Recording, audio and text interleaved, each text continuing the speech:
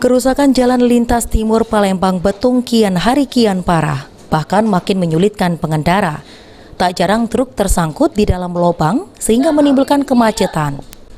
Kerusakan parah terjadi di kilometer 58 atau di desa Durian Daun yang kerap memicu kemacetan. Antrian panjang membuat kendaraan mengular hingga 1 km.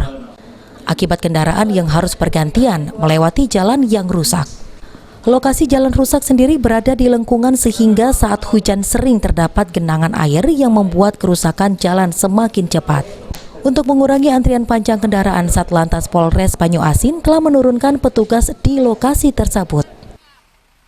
Satlantas Polres Banyuasin menyampaikan bahwa akibat dari kemacetan di desa Durian Daun, akibat jalan yang ada di turunan tebing di sebelah kiri SPBU itu mengalami kerusakan berupa lubang yang cukup dalam, sehingga kendaraan yang bermuatan itu berhenti untuk memperlambat kendaraannya supaya tidak tergelincir atau terbalik.